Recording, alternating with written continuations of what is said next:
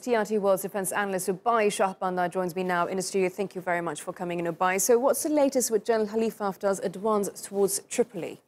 Well, make no question about it. General Khalifa, the self-styled warlord in Libya, has his eyes firmly set on Tripoli, and he firmly intends to capture it. The siege of the city, of the capital of Libya, has gone on now for about 2 weeks with Haftar's forces, the Libyan National Army, now shelling the city. Now, of course, Libya is now split into the eastern and western administered parts of the country since 2014, with the internationally recognized government being in Tripoli.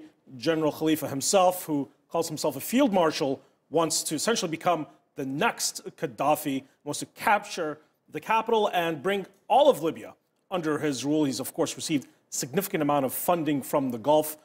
He's also backed by Russia. A lot of concerns that his forces are going to perhaps launch a prolonged siege of Libya. They are stuck right now just a few kilometers outside of Tripoli. A lot of humanitarian concerns on what this siege could mean and whether this could lead potentially to another round and horrific civil war in Libya ever since the fall of Gaddafi in 2011.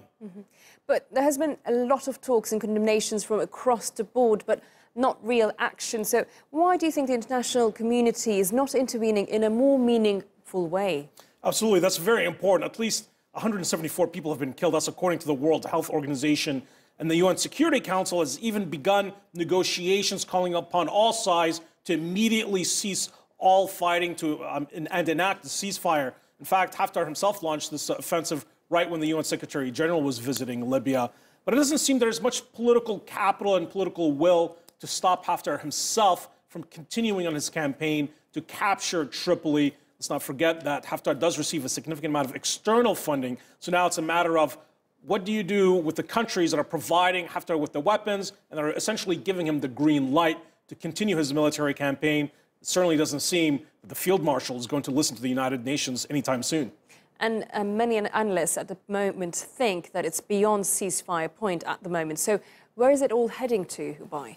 Well, it could potentially lead to another disastrous scenario. Of course, when Libya split apart, it allowed extremist groups, to include an affiliate of Daesh, to grow in the chaos. Al-Qaeda also established a presence in Libya following the NATO-led intervention in 2011 that forced Gaddafi out of power. So now there's concern that any additional round of fighting or perhaps a renewed civil war would offer that space for extremist groups to come back and thrive and launch terror attacks throughout the world. Of course, Europe is also worried about potentially mass exodus of hundreds of thousands of displaced people. That's another scenario. Haftar himself is saying that he's launching this campaign based on a mandate of fighting Islamists, of fighting extremists. The internationally recognized government is saying that they need the international community to use its full weight of authority to prevent another humanitarian disaster from unfolding in Libya, and that's what many outside observers believe is happening now as the siege continues.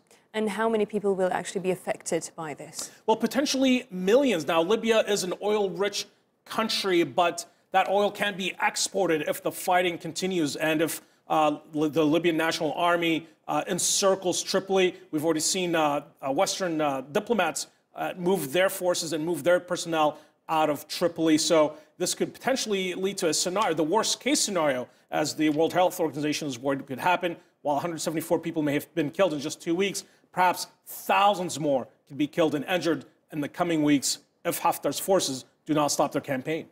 Well, thank you very much for that insight, though. Oubai Shahbandar here in the studio.